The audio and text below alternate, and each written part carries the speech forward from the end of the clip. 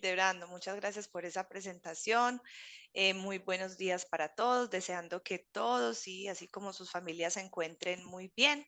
Les damos la bienvenida a este seminario de personas naturales, un seminario que tendrá un enfoque muy práctico. El día de mañana estaremos desarrollando a lo largo de toda la jornada un taller práctico y hoy les daremos elementos importantes y claves para realizar las declaraciones de renta de las personas naturales. Así que en esta primera parte estaremos desarrollando conceptos como residencia fiscal, quienes están obligados a declarar renta, conceptos a tener en cuenta en ganancias ocasionales, en los traslados que hay entre el régimen simple de tributación y el sistema ordinario.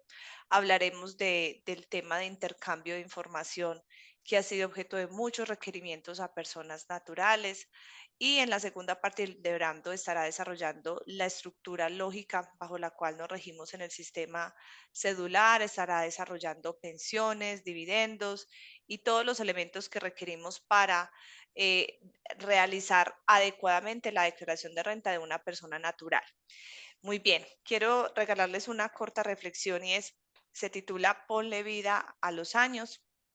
La peor vejez es la del espíritu. Tres hermanas de 92, 94 y 96 años vivían juntas. Una noche, la mayor subió a darse un baño, pero cuando tenía una pierna dentro del agua preguntó, ¿estaba entrando o saliendo de la bañera? La hermana del medio le respondió a la distancia, ahora subo y te lo digo, pero a mitad del camino preguntó, ¿estaba yo subiendo o bajando las escaleras? Y la más pequeña, que estaba en la cocina, sacudió la cabeza y dijo, espero nunca perder la memoria como ellas. Así que tocó madera fuertemente, golpeando 3 veces la mesa, e inmediatamente gritó, ahora subo, primero voy a ver quién está llamando a la puerta. No quiero envejecer, pero tampoco puedo tapar el sol con un dedo e ignorar los cambios de mi cuerpo y de mi carácter propios de la edad. Desde pequeña le decía a mi madre, no quiero que te hagas mayor, y sigo sin quererlo, pero ahora tengo una perspectiva más madura de la vejez, porque no hay quien tenga poder sobre el aliento de vida, como para retenerlo, ni hay quien tenga poder sobre el día de su muerte. Así que yo también digo, como el salmista, enséñanos a contar bien nuestros días para que nuestra mente adquiera sabiduría. En una encuesta publicada el 14 de noviembre del 2016 en el USA Today se hizo la siguiente pregunta a 1.019 adultos. ¿Qué edad te gustaría tener eternamente? Las respuestas fueron menos de 18 el 2%, entre 18 y 20 el 4%, entre 21 y 30 el 35%, de 31 a 40 el 29%, de 41 a 50 el 14%, entre 51 y 60 el 6% y el 6% más de 61 y un 7% no sabe o no contesta. Casi nadie quiere acercarse a la vejez, probablemente porque le tememos a la muerte o al deterioro físico. Pero para todos nosotros hay una promesa. Cuando nuestra naturaleza corruptible se haya vestido de lo incorruptible y cuando nuestro cuerpo mortal se haya revestido de inmortalidad, se cumplirá lo que dice la Escritura. La muerte ha sido devorada por la victoria. Aprovechemos la perspectiva que nos da la madurez y los días que tenemos por delante para crecer en fe y en amor y para dar lo mejor de nosotros. Recordemos en nuestro trato con la gente mayor las palabras inspiradas. No me desprecies cuando ya sea viejo. No me abandones cuando ya no tenga fuerzas. Seamos un apoyo para nuestros mayores y llevemos cada uno de nosotros con optimismo y alegría cada uno de nuestros días y nuestro propio proceso vital. Esa es la reflexión que quería regalarles en esta mañana. Así que vamos a irnos ya a nuestro tema de la declaración de personas naturales. ¿Me confirman tan amables si están viendo mi pantalla? Sí, correcto. Adelante, Alessandro. Gracias. Vamos a comenzar entonces en el orden lógico que se debe trabajar una declaración de renta de personas naturales.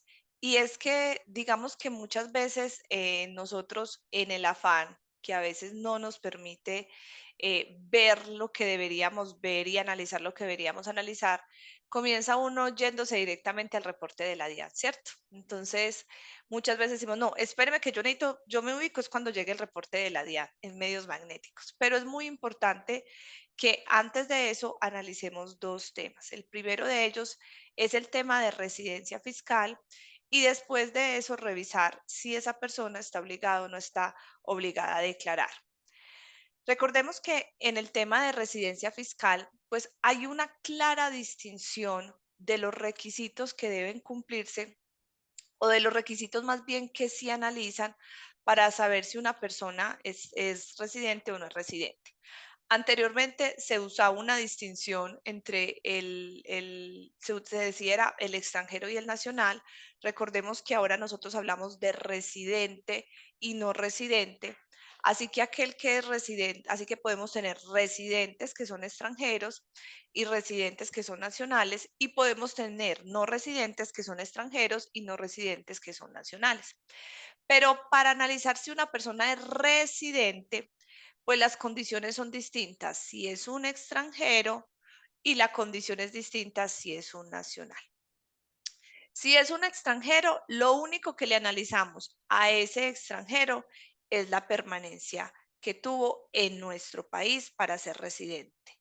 Es el único requisito que le analizamos, a no ser que luego de analizar este requisito de permanencia, concluyamos que es residente y estemos con un país con el cual Colombia tiene convenio y bajo ese país también sea la persona residente, caso en el cual usamos las tiebreaker rules o las reglas de desempate para determinar que solo en un país puede ser residente. Mientras que a los nacionales se analiza primero la permanencia. Se revisa, ya lo vamos a ver, si obtuvo esa permanencia en el país de forma continua o discontinua por más de esos 183 días en cualquier periodo de 365 días calendario. Pero puede ser que yo aquí analice y diga, no, por aquí no me dio permanencia. Y miren que aquí con el extranjero, pues aquí paraba el tema, no tenía que analizar nada más. Pero con el nacional, si no cumplió con los requisitos de permanencia, entonces hay otros que son residentes y son aquellos que laboran para el Servicio Exterior del Estado colombiano, sin importar que no estén aquí en Colombia, siempre serán residentes. Pero hay otros que viviendo en el exterior, la norma dice, venga papito, que si usted cumple unas condiciones, también entonces será residente fiscal. Recordemos que es muy distinto la calidad de residente fiscal a residente para efectos civiles. Entonces, vimos que hay un tema común entre el extranjero y el nacional.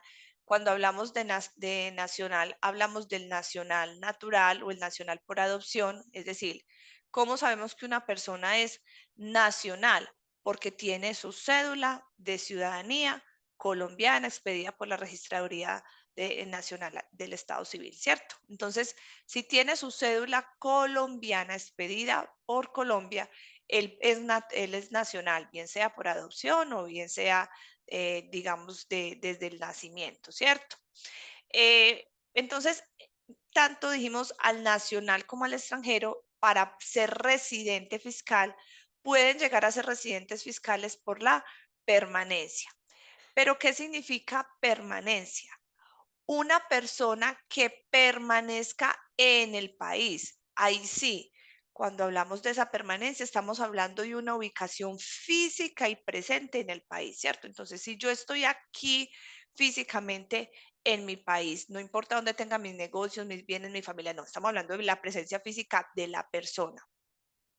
Si esa persona estuvo en el país, en Colombia, de forma continua o discontinua, por más de 183 días calendario, contando incluso el día en que llega al país y contando incluso el día en que sale del país, esa persona cumple el criterio de permanencia y por lo tanto será residente fiscal, sea nacional o sea extranjero.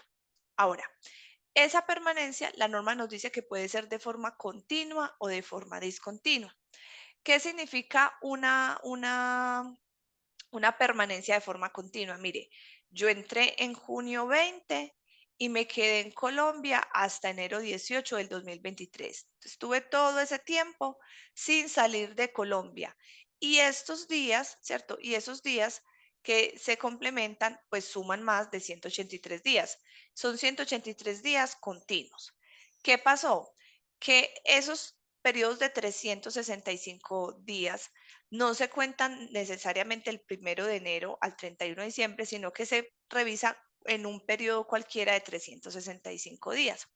Así que si yo analizo a esta persona desde julio 20 del 2022 hasta julio 20 del 2023, en ese periodo de 365 días sí estuvo de forma continua más de 183 días, ¿cierto? Ahora, puede haber otra persona que también en ese periodo cualquiera de los 365 días, aquí contando de junio 18 del 2022 a junio 18 del 2023 o digamos de junio 20, tuvo una permanencia de 183 días, pero no fue que se quedó todo el tiempo en Colombia, o sea, todo el año estuvo los 365 días de junio a junio en Colombia, sino que se fue del país, por aquí no estuvo, por aquí regresó, se fue, por aquí volvió y regresó y se quedó otros 2 meses, por aquí se quedó otros 3 meses y así completó los 183 días que nos da pues digamos aproximadamente 6 meses, ¿cierto? Y esta es de una persona que de forma discontinua los cumple iniciando el 1 de marzo del 2023, o sea, este lo cumplió dentro de un mismo año grabable, llegó a Colombia el 1 de marzo del 2023 y se quedó hasta el 20 de diciembre del 2023, o sea, todo dentro del mismo año 2023, pero hubo unas salidas del país y sin embargo, si yo le quito las salidas en el país, pero sumo el tiempo que se quedó en Colombia, ese tiempo que se quedó en Colombia suma más de 183 días. Así que cuando yo voy a revisar ese tema, es muy importante que yo tenga o sea, cuando se trata de nacionales o extranjeros, yo debo tener el pasaporte. ¿Por qué? Porque muchas personas le dicen a uno, ay, sí, yo estuve aquí en Colombia y la memoria a uno le falla como a las señoras aquellas de la reflexión que estábamos viendo. No, yo aquí en Colombia no, yo no 3 meses. Lo que pasa es que aquí pasa tan bueno que la vida no se siente y resulta usted que la persona lleva 6 meses. Entonces nosotros necesitamos tener ese tema muy claro y cuando es una persona que está viajando, se le pide el pasaporte, se revisan los sellos para mirar cuándo ingresó y cuándo salió del país y se le hace el conteo. Recordemos, no es mirar, venga, muéstreme en el año 2023 usted cuándo entró y salió, no, sino que me devuelvo, ¿cierto? Me devuelvo en un conteo de 365 días.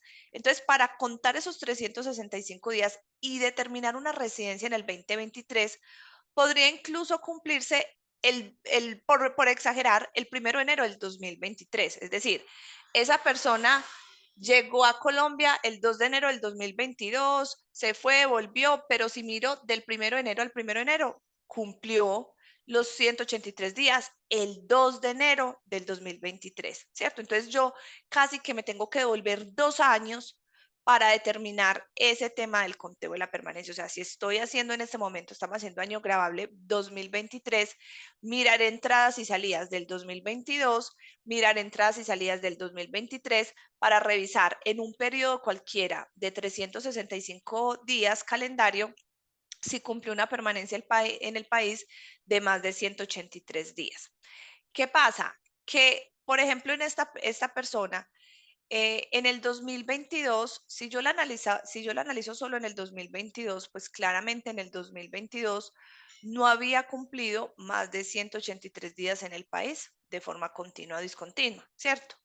Pero sí los complementó aquí, ¿cierto? Aquí los complementó en junio 20 del 2023. Entonces la norma dice que cuando la permanencia continua o discontinua recaiga sobre más de un año, se considera que es residente a partir del segundo año. O sea, esta persona en el 2022 no era residente, pero en el 2023 ya se volvió residente para efectos fiscales porque los 183 días los complementó en el año 2. Y todo eso define el corte que nosotros vamos a hacer para la declaración de renta del 2023 para una persona viva, digámoslo así, a 31 de diciembre del 2023, porque para una sucesión líquida pues puede haber fracción de año. Entonces, esto es muy importante. Por eso nosotros en la plantilla que vamos a ver más adelante, tenemos el conteo que lo utilizamos muchísimo más para los extranjeros, pero que también puede utilizarse para un nacional. Entonces, aquí vamos a empezar a ver en la plantilla.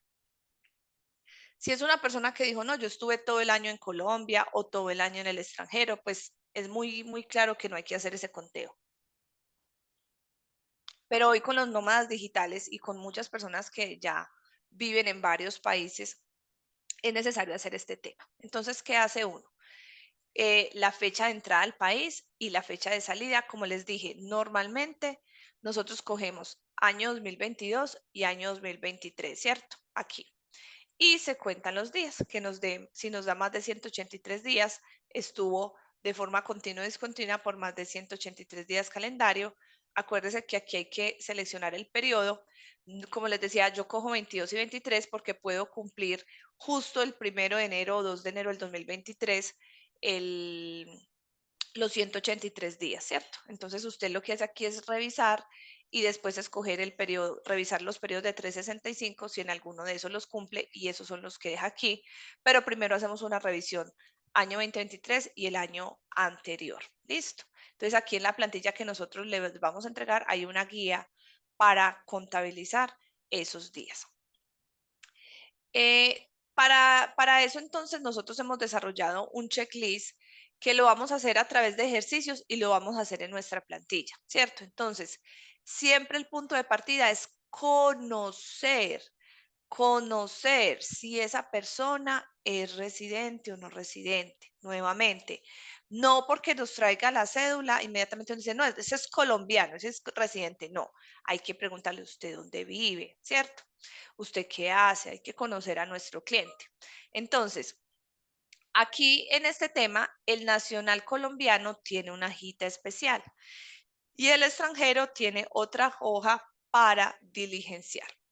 Analicemos primero cómo se evalúa la residencia para aquel que es nacional. Entonces dijimos, aquel que es nacional, lo primero que yo le miro es la permanencia. Si ya está esa persona en el país por más de 183 días, continuos o discontinuos, en un periodo cualquiera de 365 días, desde que se cumplan en el año grabable 2023, yo digo, ese nacional ya cumplió permanencia. No me interesa saber los otros requisitos porque ya es residente. Pero si labora para el Servicio Exterior del Estado colombiano, tampoco me interesa saber otras cosas porque ya se volvió residente. Pero si no cumplió ni este, entonces ya me voy para el punto 3, ¿cierto? Entonces, vamos a ver en nuestra herramienta que nosotros tenemos esa plantillita de las personas del nacional. Ustedes lo van a encontrar aquí que dice nacional, ¿cierto? Entonces, analicemos algo muy importante y es lo siguiente. Yo primero le voy respondiendo y él me dice diligencia solo para personas naturales que sean nacionales colombianos y la definición para el que no lo tenga claro, que es un tema ya de norma civil, aquí está quiénes son nacionales colombianos, que se entiende bienes administrados en el país y aquí, bueno, encuentran todo ese material de ayuda. Cuando usted ya tenga claro que sí estamos hablando de un nacional, usted se pregunta, ¿permaneció continuo y discontinuamente en el país por más de 183 días calendario? Si usted dice que sí, mire que todo se le atenúa en grisecito, pero si usted dice que no, necesito seguir sabiendo un poquito más de usted. Usted es un nacional que se encuentra al servicio exterior del Estado colombiano. Si usted responde que sí, todo se le pone en gris y de una vez se le va a decir, vea, usted es residente, ¿cierto? Pero si usted dice, no estuve más de 183 días en Colombia, no soy un diplomático, no estoy al servicio exterior del Estado colombiano, entonces viene el punto 3.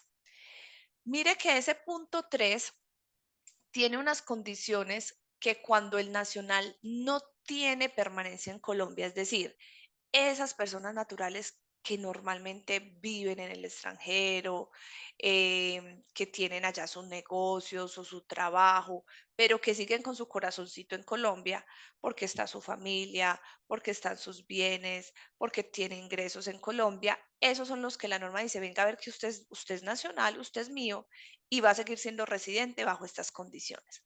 Entonces, ese numeral 3 tiene unos literales, el A, el B, el C, el D, el E y el F, ¿cierto? Cualquiera de esos 1, 2, 3, 4, 5, 6 requisitos pueden llevarme a que yo sea residente. No es que se tengan que cumplir todos. Con uno de ellos que se cumpla, yo me convierto en una persona colombiana que viviendo en el extranjero soy residente para efectos fiscales. Listo. Pero esas 6 condiciones que tenemos aquí, que me vuelven residente fiscal en Colombia, hay 2 condiciones que me pueden sacar de residente y es lo que nosotros tenemos acá. O sea, si yo cumplo una de esas condiciones especiales, soy residente, pero hay 2 salvavidas. ¿Cuáles son esos 2 salvavidas? Entonces ya los vamos a ver. Miremos primero las 6 condiciones. Las 6 condiciones, la primera, que mi cónyuge o compañero permanente no separado legalmente. Hay personas que se van a hacer una nueva vida por allá al extranjero, pero dejan por aquí a su esposa, ¿cierto? Y no han hecho el trámite de separación legal, pues eso los vuelve residentes o que tengan hijos dependientes menores de edad. Si ellos tienen residencia fiscal en Colombia, pues si la respuesta es sí, eso ya me convierte en residente. Pero puede ser que yo diga, bueno, puede que sí, puede que no, digamos que esta persona dice que no. Entonces se analiza lo siguiente. Si el 50% o más de sus ingresos son de fuente nacional colombiana. Para yo saber que mis ingresos son de fuente nacional colombiana, no significa, porque a veces nosotros confundimos, ay, es que ingreso de fuente nacional colombiana es aquellos que me paguen las empresas colombianas. No necesariamente. Yo puedo estar en Estados Unidos viviendo, trabajando remotamente para una empresa colombiana que me paga mi salario y ese ingreso no es de fuente nacional colombiana, porque la fuente soy yo, digámoslo así. Yo como persona natural, la fuente que lo define, digámoslo para hablarles en términos sencillos, regla general del artículo 24 del estatuto. Si estamos hablando de prestación de servicios, donde yo me encuentre prestando ese servicio. Entonces, yo tengo que evaluar esos ingresos que yo estoy percibiendo, si son servicios, ¿dónde estoy yo prestando esos servicios? Y allá es la fuente. Si estoy en Colombia, es de fuente colombiana. Si estoy en el extranjero, es de fuente extranjera. A menos que se trate de servicios técnicos, de asistencia técnica y de consultoría, que siempre serán ingresos de fuente colombiana, sea que se presten en Colombia o desde el exterior.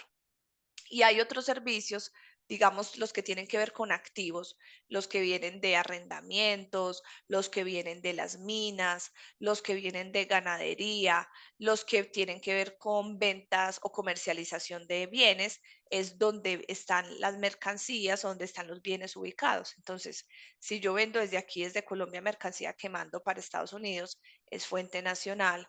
Si yo arrendo bienes ubicados en Colombia, es fuente nacional. Si yo tengo ganado ubicado en Colombia, es fuente nacional. Si yo percibo regalías de una mina en Colombia, es de fuente nacional. Listo. Entonces, yo tengo que ubicarme con ese artículo 24, que es fuente nacional, y ubico aquí mis ingresos de fuente nacional y los comparo con la sumatoria de todos mis ingresos. Si esos ingresos de fuente nacional colombiana superan más del 50%, yo respondo aquí que sí. Él me hace el cálculo porque yo, o sea, yo aquí no respondo que sí, diligenciamos en lo que está en azulito.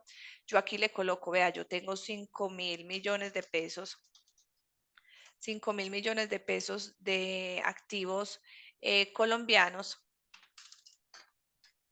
y tengo, digámoslo así, 7.000 millones.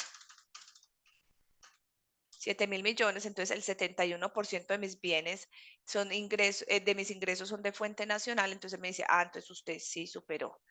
Pero si no son 5.000, sino que son 1.000, frente a esos 7.000, él me dice, no, entonces ya no supera el 50%. De esos ingresos, él me pregunta que le diga, porque acuérdese que esto es para las personas que no están ubicados en Colombia porque no cumplieron permanencia. Entonces él me dice, bueno, ahora dígame dónde usted vive, ingresos del país del domicilio donde usted está domiciliado, ¿cuánto representan de sus ingresos de fuente mundial? Este tendrá que ser igual a este, ¿cierto? Entonces, si esos ingresos del país donde yo estoy domiciliado en el exterior superan más del 50%, son lo que nosotros llamamos los salvavidas que hacen que una persona natural, a pesar de cumplir alguno de estos requisitos del numeral 3, pues ya dejaría de ser residente para efectos fiscales. Otra regla para yo ser residente fiscal es que el 50% o más de mis bienes sean administrados en Colombia. ¿Qué significa que sean administrados en Colombia? Que a pesar de que esos bienes no están ubicados en Colombia, yo tengo activos en Panamá, tengo activos en Estados Unidos, pero se administran, se gestionan desde aquí, desde Colombia, sea que lo haga yo directamente o una firma de abogados o una inmobiliaria que está ubicada aquí en Colombia. Entonces se revisa cuántos son los bienes que se administran en Colombia respecto de los bienes de fuente mundial que se revisan con ese valor patrimonial que se declara. También otra condición que me puede hacer volver residente es que el 50% más de mis activos se entiendan poseídos en Colombia. Perdón, aquí voy a cargar el computador. Se entiendan poseídos en Colombia. Entonces ahí sí tenemos que mirar los artículos del 265 y siguiente del estatuto que me dice cuándo se entienden poseídos los bienes en Colombia. Y él me dice, mire cuántos activos están poseídos en Colombia y cuáles son la totalidad de sus activos. Aquí no está hablando de patrimonio neto, no. O sea, activos menos deudas, no. Aquí es patrimonio activo, ¿cierto? Activo o patrimonio bruto, digámoslo así. Activos poseídos en Colombia. Y me pregunta, de esos activos que usted tiene, ¿cuáles están ubicados en el domicilio del exterior? O sea, donde usted está radicado en el exterior. ¿Y cuánto representan esos activos que usted tiene en el exterior, donde usted vive, respecto de los activos que usted tiene? Y después, entonces, si más del 50% de esos activos se entienden poseídos en Colombia, yo puedo ser residente fiscal. ¿Cuándo más una persona natural puede ser residente fiscal? Miren este tan delicado. Cuando la DIAN, aquí corrijamos esto, bueno, en la hojita que le mandamos se los vamos a mandar corregidos. Si durante el año, o sea, en este momento estamos hablando al año grabable 2023, la DIAN le dice a usted, venga señor, necesito que usted me diga por qué no está actuando como residente colombiano. Y usted dice, no, es que yo soy residente en Estados Unidos. Sí, ¿y por qué? Porque yo llevo 5 años viviendo en Estados Unidos. Demuéstreme su condición de residente en el exterior. No, no se la puedo demostrar porque yo entré ilegal a los Estados Unidos. Entonces, no puedo demostrarle, no tengo residencia acreditada en los Estados Unidos. Si yo no soy capaz de demostrarle a la autoridad mi residencia en otro país, yo soy residente para efectos fiscales colombianos. Ojo que estamos hablando del nacional. ¿Listo?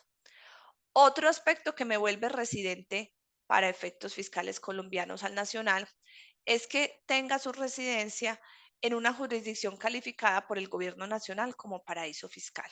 Ahorita vamos a ver que del listado de paraíso fiscal van a quedar escasamente unos 10, más o menos unas 10 jurisdicciones, porque ya Colombia, con los que en su momento había definido como paraísos fiscales, ya hoy tiene un intercambio activo de información, entonces la lista cada vez se va volviendo más estrechita. Pero digámoslo, como está hoy la lista de paraísos fiscales. Supóngase que hay un colombiano que se va a vivir a Hong Kong. Hong Kong hoy es paraíso fiscal y allá en Hong Kong se vuelve residente fiscal, tiene que declarar allá todo, pero así declare y así pueda acreditar y diga, venga, que es que yo soy residente en Hong Kong, como es un paraíso fiscal, Colombia le dice, lo siento, usted puede ser que no cumpla, ni tiene bienes en Colombia, ni tiene a sus hijos, ni tiene sus ingresos, pero usted es colombiano, está en un paraíso fiscal, hágame el favor y también tiene que declarar como residente aquí en Colombia. Entonces, miremos que hay 6 condiciones que cuando el colombiano o el nacional colombiano está por fuera, o sea, no cumplió la permanencia, lo pueden volver residente. Más del 50% de sus ingresos de fuente colombiana, más del 50% de sus bienes administrados en Colombia, más del 50% de sus activos están poseídos en Colombia, no es capaz de acreditar su condición de residente en el otro país o está ubicado en un paraíso fiscal que haya determinado el gobierno nacional. Cualquiera de esas 6 condiciones hacen que yo sea residente. Pero si o tengo más del 50% de mis ingresos donde estoy domiciliado o tengo más del 50% de mi patrimonio bruto donde estoy domiciliado respecto de mis ingresos mundiales o mi patrimonio de fuente mundial o mis activos mundiales, la norma me dice, esos son los salvavidas que te sacan de ser como residente. Hasta ahí, sin perjuicio de lo que establecen los convenios para evitar la doble tributación. ¿Listo? Entonces miremos unos ejemplos desarrollados a través de nuestra herramienta.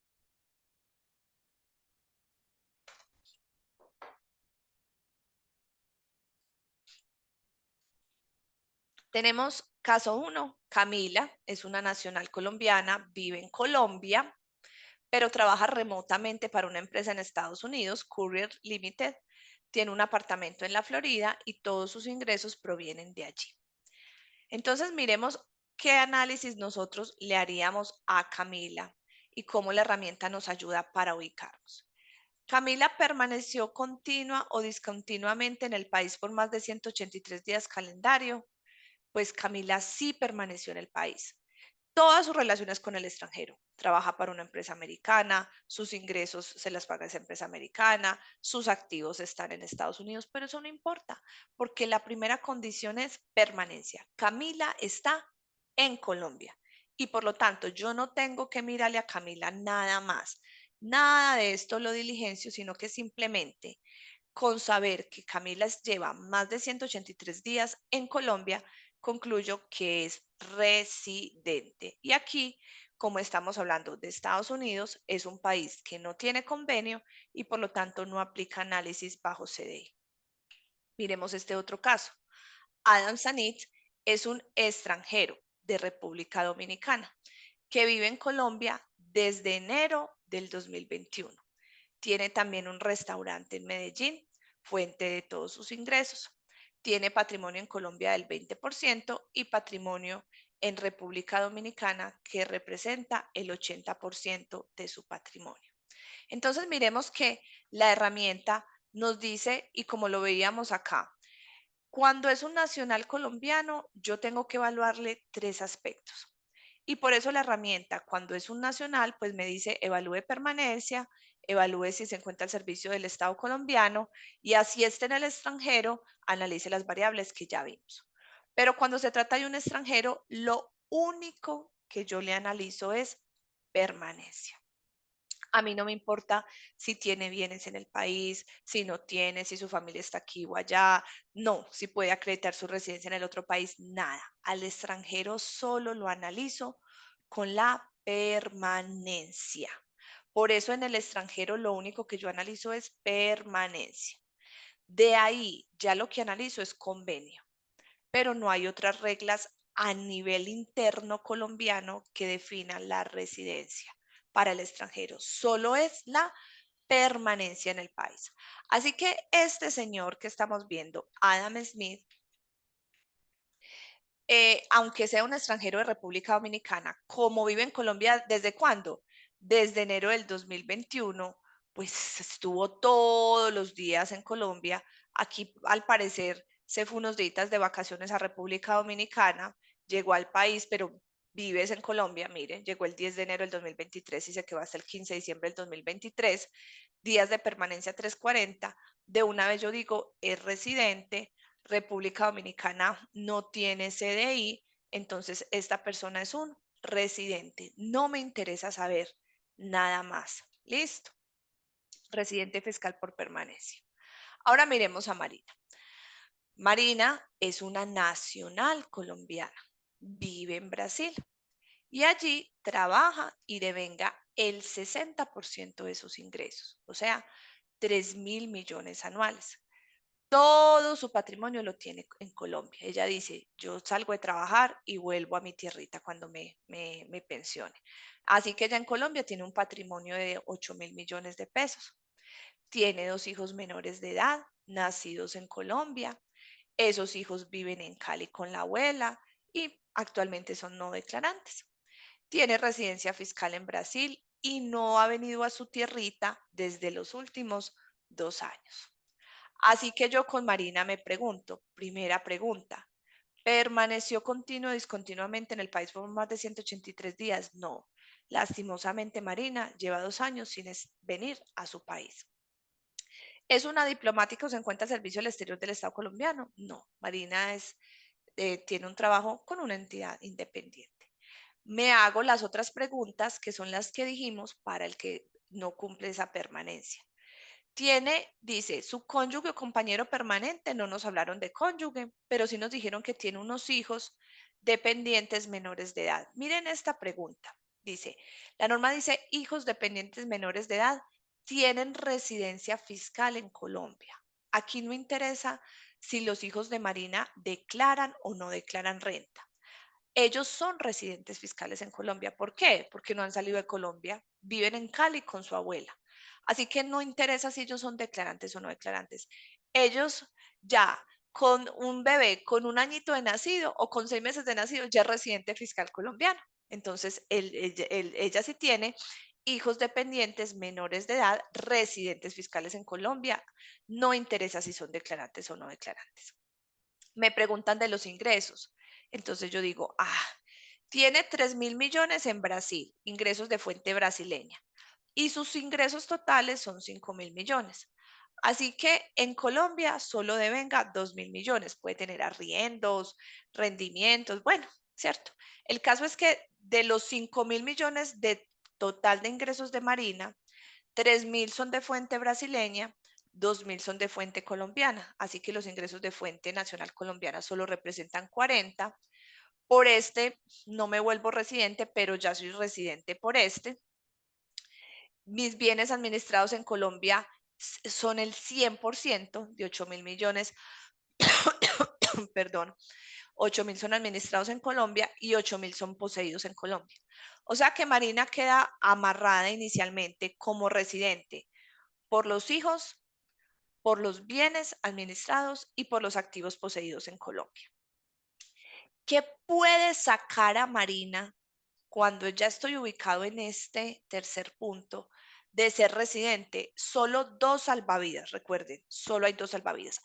En este de permanencia no hay salvavidas, o sea, no hay nada que te saque de permanencia a menos, perdón, de residencia a menos que haya CDI.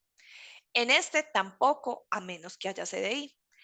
Pero en este, que son para los que están en el extranjero, sí hay 2 salvavidas. ¿Cuáles son esos 2 salvavidas que me pueden sacar como residente?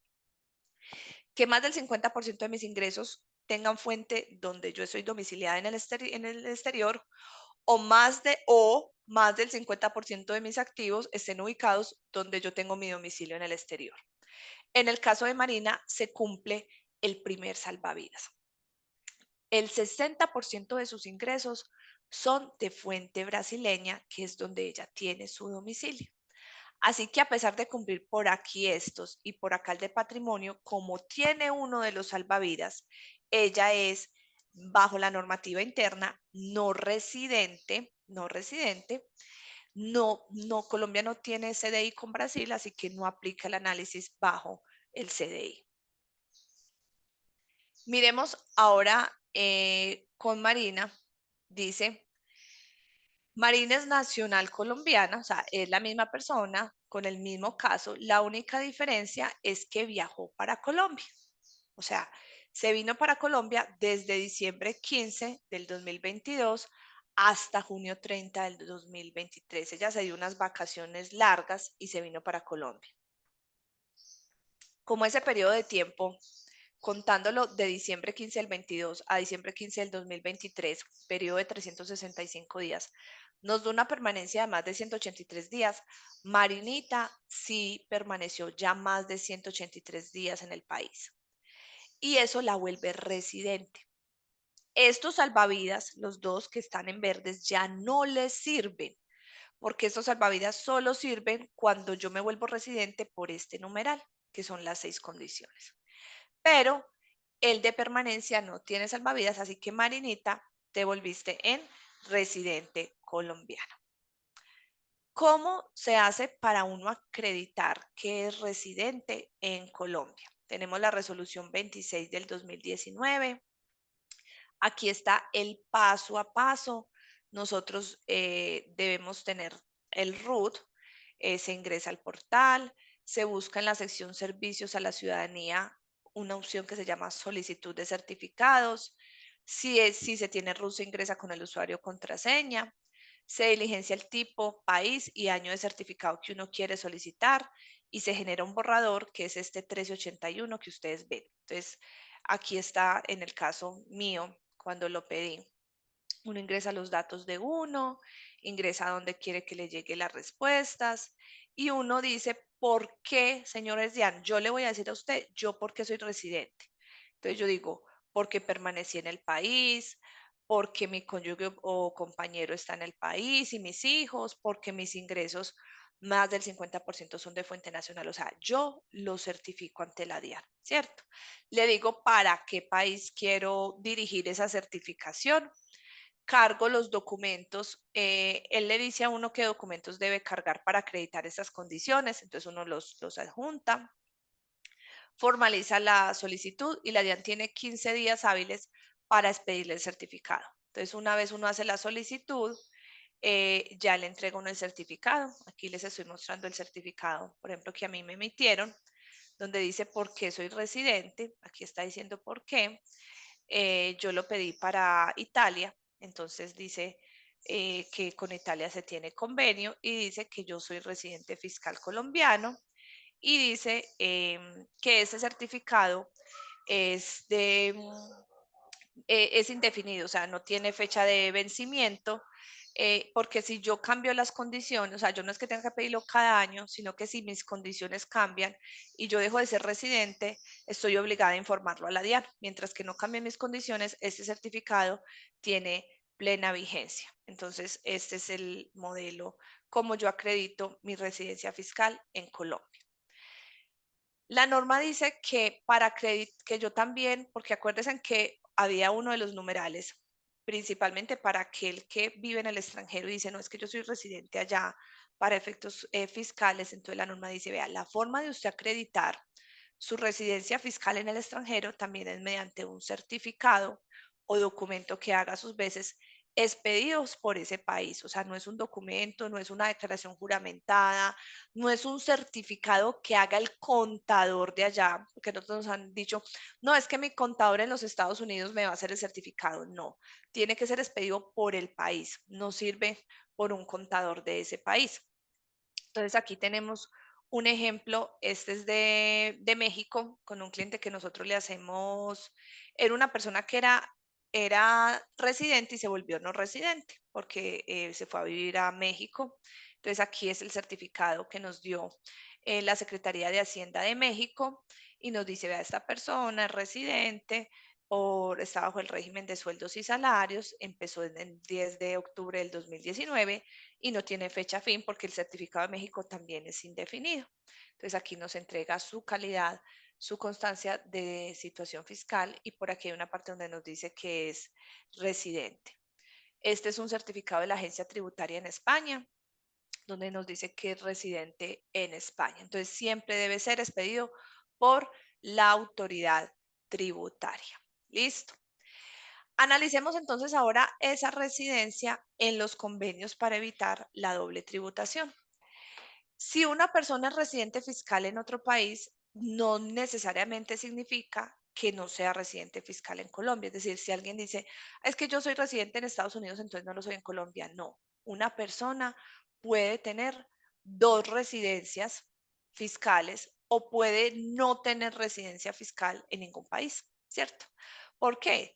Porque por ejemplo, Colombia tiene unas reglas para los residentes, pero hay países que solo miran la permanencia, ¿cierto? Entonces pueden existir casos cuando no hay convenio o doble residencia o la no residencia en dos jurisdicciones. Un nacional colombiano puede ser residente fiscal en dos países si no hay convenio. Y una persona nacional colombiana que no ha tenido permanencia en el país, o sea, un colombiano que está por allá en el extranjero, si no puede probar su residencia fiscal en el otro país, como lo vimos, va a ser residente en Colombia, a menos que tenga una de las dos reglas, digamos, salvavidas que llamamos del 50% de ingresos o de patrimonio en el lugar de residencia. Y ninguna persona puede tener doble residencia o la no residencia cuando está entre dos países que tienen convenio para evitar la doble tributación. Entonces, ¿se puede tener doble residencia? Sí, si estamos hablando de países que no tienen convenio suscrito con Colombia. Pero no se puede hablar de una doble residencia fiscal si estamos entre países que tienen convenio para evitar la doble tributación. Así que en ese análisis inicial que uno hace, que fue el que llegamos acá, donde concluimos si era residente bajo nuestra normativa interna que ya vimos, puede ser que bajo el otro país diga, ah, bajo mi normativa interna también es residente. Entonces, por eso existen las reglas de desempate o las tiebreaker rules. Entonces, cómo se desempata? O sea, ¿cómo se hace para definir en dónde pues usted va a ser residente? Si estamos frente a un convenio CAN, solo hay una regla de desempate y es donde la persona esté domiciliada, donde será considerada domiciliada en el país miembro en el que tenga su residencia habitual. Donde esa persona tenga su residencia habitual, allá es donde va a ser residente.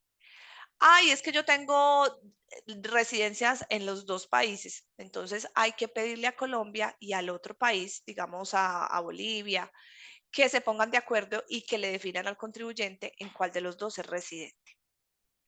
Si estamos frente a cualquiera de los convenios para evitar la doble tributación, ya los convenios en el artículo 4, que es modelo OCDE, si dicen, primero revise, según la legislación del Estado, usted dónde va a ser residente.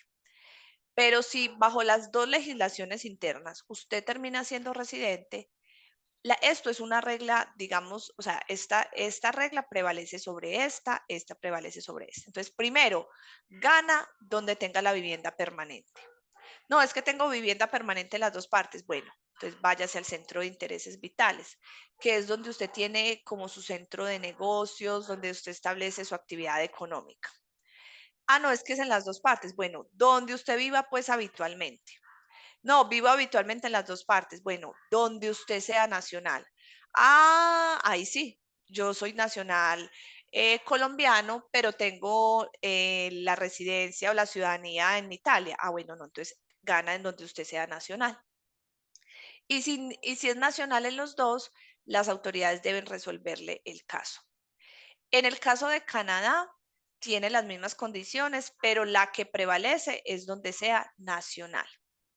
En Corea tiene las mismas condiciones, pero también prevalece la nacionalidad. Y si hay doble nacionalidad o no tiene nacionalidad ni en Colombia ni en Corea, las autoridades lo resuelven por procedimiento de mutuo acuerdo. Así que miremos ya un caso, pero evaluándolo a la luz de un convenio para evitar la doble tributación. Entonces, Juana es nacional colombiana, tiene su residencia habitual en México desde hace 2 años, tiene ingresos en Colombia por arrendamiento e intereses, que representan el 60% de sus ingresos, y recibe ingresos de México, que es el 40% de sus ingresos. No tiene patrimonio en Colombia ni en México, sino que todo su patrimonio está en los Estados Unidos. Entonces, ¿qué pasa con Juana? Juana está en Colombia, ¿tiene permanencia? No. ¿Labora para el servicio del Estado colombiano? No. Ahora miremos estas de aquí. ¿Sus ingresos de fuente nacional colombiana representan más del 50% de sus ingresos? Sí. Juana tiene el 60% Colombia, 40% México. ¿Los bienes son administrados en Colombia? No, porque no tienen Colombia. ¿Son poseídos en Colombia? No, porque no los posee en Colombia ni los administra en Colombia. Y los activos ubicados en el exterior no están domiciliados en México, sino en Estados Unidos. Así que Juana es residente. ¿Por qué? Porque a pesar de no cumplir permanencia ni laborar para el Estado colombiano, el 50% más de sus ingresos son de fuente colombiana, que son arrendamientos e intereses. Y no tiene los dos salvavidas que podría echar mano, que es que más del 50% de sus ingresos fueran origen México o más del 50% de su patrimonio fuera origen México porque están en Estados Unidos. Como no tiene los dos salvavidas, es, Juana es residente para efectos fiscales colombianos inicialmente. Pero si yo ya analizo bajo el CDI, entonces yo digo, venga, continuemos con la plantilla. Ella sí es una nacional que está residente y domiciliada en un país con el que Colombia tiene CDI. Todavía no ha acreditado su residencia con México y, pero ya en México, o sea, no tengo la acreditación, no tengo el certificado de residencia fiscal, pero yo ya vengo declarando en México como residente fiscal. Así que, de acuerdo con la normativa interna de Colombia y con México, soy residente también en México. Ahí que tiene Juana un problema donde tiene que hacer las reglas de desempate. Entonces le preguntamos a Juana, Juana, ¿dónde tienes la vivienda permanente a disposición? En Colombia, no. Vimos que la tenía en México. ¿Dónde está su centro de intereses vitales con el que tiene las relaciones personales y económicas más estrechas? Puede ser que Juana diga, no, es Colombia, listo. Aunque dijera Colombia, como prima esta ya hizo que se vuelva residente en México, porque acuérdense que la primera tiene más peso que la segunda, ¿cierto? ¿Dónde vive habitualmente? En México. ¿De cuál país es nacional? En Colombia sí es nacional y en el otro país no es nacional. Así que bajo estas reglas de desempate, no es residente colombiana porque es residente donde tiene la vivienda permanente a disposición. Acuérdense, y esto es muy importante. Yo uso las reglas de desempate únicamente si también soy residente en México. Porque si Juana me dice, no, Alexa, ¿cómo te parece que yo no soy residente fiscal en México? Porque allá tengo que permanecer más de un año y llevo 260 días en México. Ah, entonces yo no tengo que mirar reglas de desempate. Juana será residente en Colombia y no residente en México. Las reglas de desempate solo se miran si terminó siendo residente bajo la normativa interna en los dos países. Como eso fue lo que le pasó a Juana, ahí sí, como su vivienda permanente a disposición está es en México, ganó la residencia México y será solo residente en México, será no residente en Colombia y por eso entonces la conclusión definitiva es que Juana es no residente colombiana. ¿Listo? Entonces, esa es la conclusión que llegamos. ¿Qué se le recomienda a Juana? Juanita, ya usted sabe que bajo el CDI analizamos que va a ser residente solo en México. Pídale el certificado fiscal que acredite su situación como residente fiscal en México para que no tenga problemas con el Estado colombiano. Ahora miremos este otro CDI. Villegrat es una nacional francesa que tiene vivienda tanto en Colombia como en Francia. Ingresó en Colombia el 10 de octubre del 2022 hasta mayo 6 del 2023, fecha a la cual viajó a Francia hasta diciembre 10 del 2023. No desarrolla una actividad económica específica. Ella es pensionada de Francia, le gusta vivir en los dos países, otoño, invierno en Colombia, primavera y verano en Francia. Ella vive muy bueno. Entonces, tiene más de 183 días en Colombia, pero en Francia también tiene más de 183 días. Entonces, digamos que inicialmente esta francesa tiene permanencia en Colombia, sería residente bajo la norma colombiana, pero resultó también ser residente en Francia. Entonces, ¿yo qué tengo que analizar? Ya ahí sí, reglas de desempate porque tenemos convenio con Francia. ¿Dónde tiene la vivienda permanente? En los dos. 6 meses allá, 6 meses allá, en los dos tiene su casa, en los dos. ¿Dónde está su centro de intereses vitales? Estado con el que mantenga relaciones personales y económicas. Su familia, sus tíos, sus ingresos provienen de Francia, así que podemos concluir que su centro de intereses vitales está en Francia y por eso ella sería residente en Francia por reglas de desempate y no residente en Colombia. Así que la conclusión definitiva es que ella es no residente. Hablemos de los nómadas digitales. Los nómadas digitales son aquellas personas que no van a cumplir esa residencia normalmente en Colombia porque están de un país para otro, ¿cierto? Entonces son personas que su trabajo les permite hacerlo desde cualquier parte del mundo y hoy con el desarrollo digital, así que pueden estar 2 meses en Colombia, 2 meses en Francia, 2 meses en Cuba, 2 meses en Ecuador y terminarían no siendo residentes pues si la normativa es por permanencia, no terminarían siendo residentes en ningún país. Colombia lo que ha avanzado en este momento es desde el tema digamos, civil, ellos tienen una visa especial que se llama, pues, como nómada digital para desarrollar trabajo y ellos acreditan que o trabajan, o sea, que tienen un trabajo que lo pueden hacer desde cualquier parte y Colombia quiere que esas personas se vengan aquí a nuestro país o que van a desarrollar empresas, o sea, yo hago mis manillas, yo hago mis artesanías y lo puedo hacer desde cualquier parte del mundo, entonces van a desarrollar empresa en Colombia sin ánimo de permanencia, sacan una visa especial y para efectos tributarios no tienen una norma especial, es decir, no tienen una norma como la que tenemos por presencia económica significativa que tribute esos 2 mesecitos que estuvo en Colombia, sino que la norma dice ellos no tienen una norma especial, si no cumplieron la permanencia, no serán residentes en Colombia y se declara los servicios de fuente nacional. Así que si yo soy un desarrollador web, por ejemplo, y me quedé en Colombia solo dos meses, se supone que es un ingreso de fuente nacional lo que percibí esos 2 meses porque estuve físicamente prestando mis servicios en Colombia. Como soy no residente porque solo me quedé 2 meses en Colombia, no tengo permanencia, declararía en Colombia mis ingresos de fuente nacional, que fueron mis servicios prestados durante esos 2 meses, independientemente donde esté la empresa que me paga por esos servicios.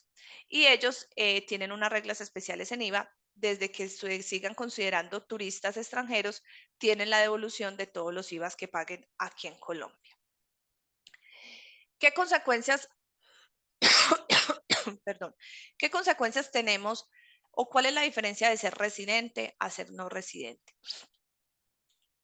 Y aquí es muy importante que nosotros como asesores tributarios, pues le dejemos clara la situación a las personas, porque hay asesores tributarios, no los que están aquí, sino los que no vinieron a este seminario, que dice, no, es que a usted le conviene más ser residente, o a usted le conviene ser más no residente. No, hay que verlo de acuerdo a la realidad. ¿Cómo terminó siendo esa persona? ¿Qué diferencias hay entre el residente y el no residente? Pues que el residente declara todo fuente mundial. Declara todos sus ingresos, independientemente de cuál sea la fuente, y le declara a Colombia todo su patrimonio de fuente mundial. El no residente solo le declara a Colombia ingresos de fuente nacional y solo declara el patrimonio que posee aquí en el país. Ese que pasó de ser no residente y pasó a ser residente, pues es una oportunidad para declarar y justificar todo lo que posee en Colombia y en el exterior. O sea, lo importante es que usted se traiga todo y como es una declaración por primera vez, pues usted no tiene esa comparación patrimonial, sino que puede declarar que todo lo que tenía en el exterior. Y recuerde que debe declarar todo lo que tiene en el exterior. Ahorita vamos a ver que Colombia está hoy más cruzado que nunca con todos los países, así que nosotros tenemos que ser conscientes que hoy hay un reporte de información muy activo con Colombia y que la omisión de esos activos pues va a ser una sanción bastante onerosa, como le establece el artículo 239-1 del Estatuto Tributario, sin perjuicio de las sanciones penales que hay. Y el no residente pues declara solamente ingresos de fuente nacional y patrimonio en Colombia. Si quisiera incrementar su patrimonio, ve, yo tengo una casa en París y la voy a vender para comprarme una casa en Colombia. Puedo importar a Colombia los recursos que poseo, me ganen en el exterior. Ah, yo soy un extranjero, pero recibo la pensión allá en el otro país. No importa, puedo traerme la pensión y puedo acreditar que mi patrimonio se está incrementando por un ingreso que no es de fuente nacional, entonces no hay ningún problema con ese reconocimiento y esa justificación de incremento patrimonial. Y este es el resumen de lo que acabamos de hablar. No importa, o sea, desde que sea residente, sea nacional o sea extranjero, es fuente mundial, y el no residente puede ser un nacional extranjero y solo es fuente nacional. También en el uso del formulario hay gran diferencia.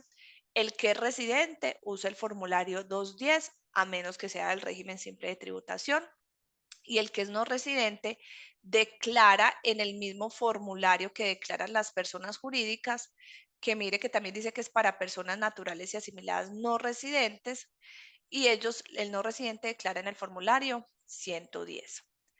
La tarifa es sustancialmente distinta. Al nacional lo tratamos con cariño y con amor. Al residente, lo que obtenga hasta 1090 VTs no tiene nada de impuesto. A partir de 1090 VTs, que lo vamos a ver ahorita en la cédula general, empieza a tener una tarifa que es progresiva hasta llegar al 39%, mientras que el no residente tiene una única tarifa del 35%. La primera pregunta que hacen es, venga, ¿y qué pasa si el no residente declara como residente para que le tenga una tarifa más bajita, pero solo voy a declarar ingresos de fuente nacional y patrimonio de fuente nacional? Eso es un grave error porque esa declaración no produce efectos legales, ¿cierto? Entonces, es como si usted no hubiera declarado y es un gravísimo error. Entonces, lo ideal es que debe declarar en el formulario 110, ¿cierto? ¿Qué diferencia también tenemos? Que el residente, aunque no esté obligado a declarar, aunque él diga, no, yo no alcanzo los topes para declarar, puede declarar y su declaración es válida. Mientras que el no residente, si no está obligado a declarar, pues su declaración no produce efectos legales. ¿Qué otra diferencia tenemos entre el residente y el no residente? El residente solicita saldos a favor. Ahorita estamos con el proyecto de devoluciones automáticas, que mañana hablaremos un poquito de eso. Y si la retención practicada es en exceso, o sea, a mí me tenían que retener el 6 y me retuvieron el 10, pues yo le puedo pedir a la agente de retención, pero si yo digo, ay no, más bien voy a presentar la declaración voluntaria, pues la norma dice que si es en exceso, debería irme con el agente y no presentar la declaración voluntaria, aunque si la presento y tengo el certificado, me devolverán esa retención. Mientras que el no residente no pide saldos a favor. Si le hacen retenciones en exceso, él tiene que ir directamente es al agente de retención. No puede solicitar saldos a favor a la DIAN. Y si ese saldo a favor es producto de un CDI, porque hay convenios que dice, por ejemplo, en dividendos, que si la inversión se mantiene 3 años, ya la tarifa de retención es el cero. Inicialmente la agente de retención me practica la retención, digámoslo, pongamos un ejemplo, el 20%. Cuando ya cumplo la permanencia de 3 años, me deben devolver ese 20% que me retuvieron. Ese no residente no se lo pide a la agente de retención, sino que el decreto reglamentario establece que se pide directamente a la DIAN y hay unos requisitos en el DUT, que acá lo van a ver, y son las únicas retenciones que les devuelven. Entonces, retenciones en exceso a la agente de retención, retenciones por aplicación del CDI, con cumplimiento de condiciones posteriores, directamente se piden a la DIAN. Hablemos de los obligados y los no obligados a declarar. Entonces, ¿Por qué es importante que yo tenga claro si esa persona es residente o es no residente? Porque para saber si está obligado o no obligado a declarar, hay reglas diferenciadoras entre el residente y el no residente, además de todo lo que acabamos de ver de la diferencia entre el residente y el no residente. Entonces, ¿quiénes no están obligados a presentar declaración de renta? Primero, los que sean del régimen simple de tributación, claro, porque ese es un régimen optativo que si la persona natural optó dentro del término legal para ello, para hacer del régimen de simple tributación, no presenta declaración por el sistema ordinario. Y si lo hace, no produce efectos legales esa declaración de renta, ¿cierto? Pero el que no es del régimen simple de tributación, para saber si no está obligado a declarar, se tiene que ubicar en lo que definimos anteriormente. Yo seré residente o yo seré un no residente. Si mi conclusión es que yo soy residente, entonces yo me tengo que ubicar en una categoría. Yo seré asalariado o yo seré de los demás contribuyentes. ¿Y quiénes son estos asalariados? Aquellos que sus ingresos provienen por lo menos en un 80% de esos pagos originados en una relación laboral. Aquí no están contempladas las pensiones porque tienen una renta cedular aparte, ¿cierto? Es solamente proveniente de esos pagos de la relación laboral.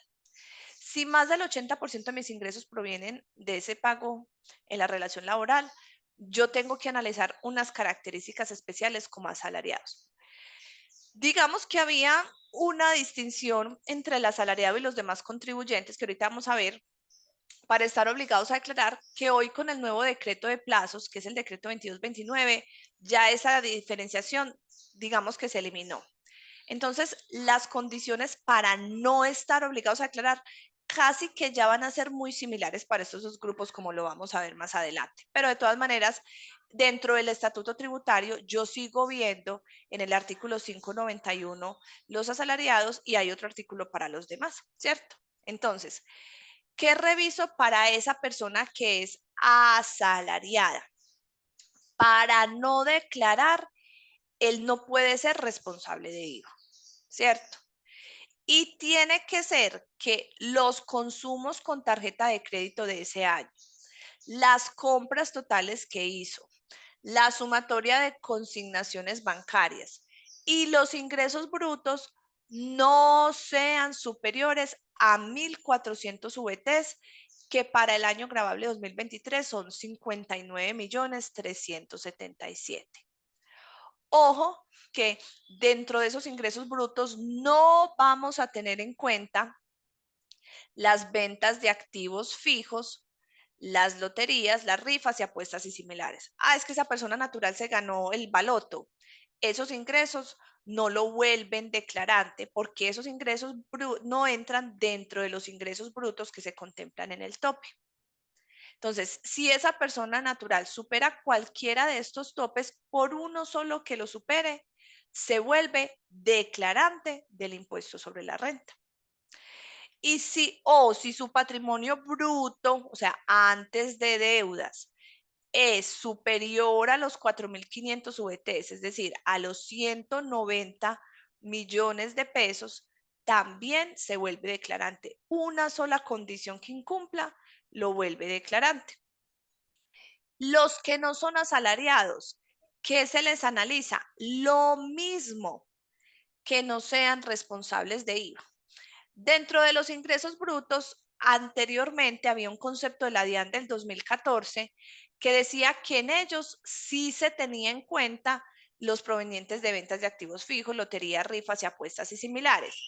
Pero el decreto de plazos, este decreto 2229, indicó que tanto para los asalariados como para los otros contribuyentes no se iba a considerar dentro de los ingresos brutos los provenientes de estos tipos de ganancias ocasionales, no todas, estos tipos. Así que como es una norma favorable que le conviene al que no es asalariado y que tiene de pronto ingresitos por esos conceptos, entonces lo aplicamos porque el decreto tiene plena vigencia. Así que por eso les decía que ahora no hay una distinción digamos, tan evidente entre la categoría de asalariado y los otros, sino que ya es mucho más sencillo porque prácticamente son los mismos criterios que analizamos para no estar obligado a presentar declaración de renta. Recordemos que el concepto de patrimonio incluye todos los bienes que aparecen a su nombre, independientemente de las deudas que tenga, y es muy importante cuando analizamos esos ingresos que debemos determinar si esa persona natural está obligada o no obligada a llevar contabilidad. Porque si no está obligada a llevar contabilidad, pues sus ingresos de vengado son de acuerdo al artículo 27, que la regla general es caja, a menos que sea dividendos o venta de bienes inmuebles, que es con escritura. Pero los que son obligados a llevar contabilidad es de acuerdo al artículo 28, que la regla general es el devengo contable con unas excepciones establecidas en el estatuto. Miremos entonces unos casos con lo que acabamos de analizar para saber si una persona natural tendrá que declarar o no declarar. Miremos aquí a Martín. Martín es un asalariado, es residente colombiano, recibió en sus certificados 20 de ingresos laborales valor de 57 millones de pesos de ingresos. Tiene una casa, su costo fiscal en el 2022 fue 160 millones de pesos, pero el avalúo catastral a 1 de enero del 2023 refleja un valor de 213 millones de pesos. Tiene rendimientos financieros por 13 millones de pesos en el 2023 y en el informe de medios de la DIAN reportó consumos de tarjeta de crédito por 40 millones y compras totales por 45 millones y consignaciones por 63 millones de pesos. Entonces, Martín Gómez no es responsable de IVA, no superó los topes de consumo porque fueron 40 millones, no superó el reporte de compras de los 59 millones, pero sí superó las consignaciones porque tuvo consignaciones por 63 millones, sí superó los ingresos porque tiene 57 por aquí de salarios y por aquí tiene 13 de rendimientos financieros, o sea que tiene 70 millones. Entonces, si lo supera y su patrimonio, como ya lo tiene que reportar por el mayor entre el avalúo catastral y el costo fiscal, pues ya ese avalúo está por 213 millones y claramente supera los 190 millones. Entonces, Martín está obligado a declarar. Hablemos de Mónica. Mónica presta servicios en Colombia para el exterior. Es residente fiscal, es desarrolladora web y presta servicios para Web Insights Co.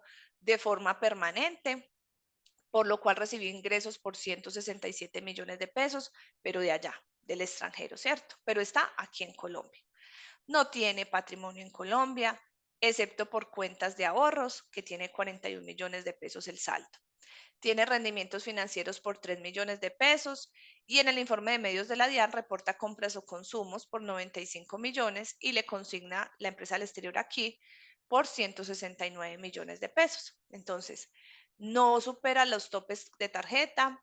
¿Es responsable de IVA? Sí. ¿Por qué es responsable de IVA? Porque supera las 3.500 VTs anuales, porque está haciendo una exportación de servicios, está en Colombia y presta servicios para el exterior. Eso es un servicio exento, entonces ella es responsable de IVA como exportadora de servicios. Supera las compras, supera las consignaciones, supera los ingresos, no tiene patrimonio, tiene solo 41 millones de pesos en la cuenta, no lo supera, pero con uno solo, y aquí cumple 1, 2, 3, 4, entonces sin lugar a dudas está obligada a declarar. Tenemos a Mónica, a la misma Mónica, ¿cierto? Esta misma Mónica, pero la diferencia, dice, es que ella ya no está en Colombia, realizó, dice, presta servicios para Webin Corp de forma permanente, que realizó unos meses desde Colombia y otros meses desde Italia. No tiene patrimonio, tiene rendimientos financieros, al parecer no cumplió la permanencia en Colombia y dice que le practican rete fuente por los rendimientos financieros del 10%. Entonces, como Mónica ya no es residente fiscal, sino que es residente fiscal, ¿dónde? En Italia exclusivamente, porque vive en Italia y de acuerdo a las reglas de desempate quedó, fue como residente en Italia, Yo a Mónica, por más que sea colombiana, por más que tenga ingresos, por más que tenga consumos, por más que sea responsable de IVA aquí en Colombia, pues no la puedo analizar con estos criterios, los analizaremos con las condiciones de no residente para saber si Mónica en este escenario está obligada o no está obligada a declarar. Miremos a este Camilo. Camilo Pardo es director financiero de Ventura, es una empresa colombiana, es residente fiscal colombiano por su patrimonio en el país, pero Camilo vive en los Estados Unidos desde el 2022. Ventura SAS, que es la empresa donde trabaja, le entregó el certificado 20 de ingresos y retenciones por 50 millones de pesos de ingresos. Tiene una casa y un lote. El costo fiscal al 2023 es 410 millones de pesos.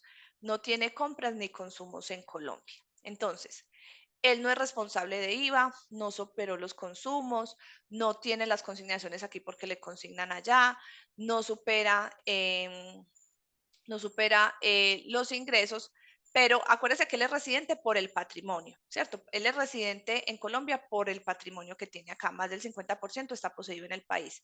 Entonces, como su patrimonio sí supera los 190 millones, porque suma 410 millones de pesos, Camilo está obligado a declarar. Entonces, miremos que para estar obligado a declarar como residente, yo analizo esas condiciones y con una sola que se cumpla, estoy obligado a declarar. Mientras que el no residente no tiene que cumplir esas 6 condiciones. El no residente tiene unas reglas muy especiales. La primera, y que es la que es más común y que encontramos en los no residentes, es el no residente que reciba ingresos ubicados en el 407 a 411, que ahorita vamos a ver que están la mayoría, no todos, pero sí gran parte, servicios, honorarios, comisiones, salarios, arrendamientos. Cuando esos ingresos que percibió de fuente nacional estuvieron todos sometidos a retención en la fuente, ese no residente no está obligado a declarar en Colombia. Esa es, digamos, la regla general, la que más se aplica. Pero hay unos temas especiales que debemos considerar. ¿Qué pasa?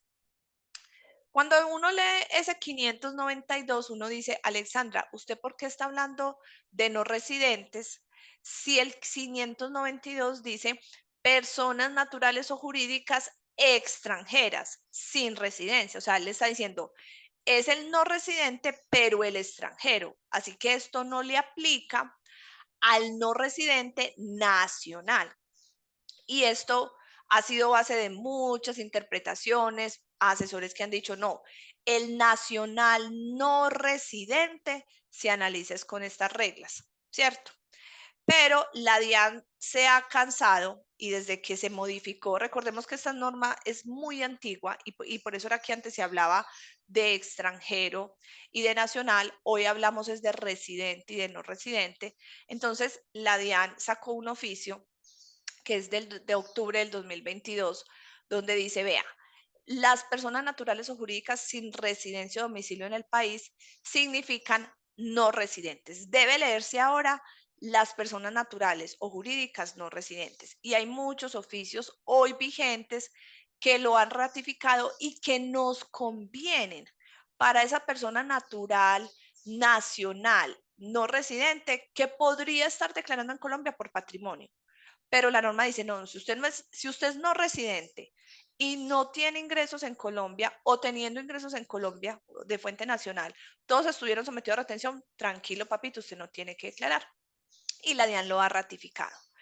Que para el no residente, aunque sea nacional, no se analizan estos, sino que se analiza es este elemento y es que todos hayan estado sometidos a retención para que no esté obligado a declarar.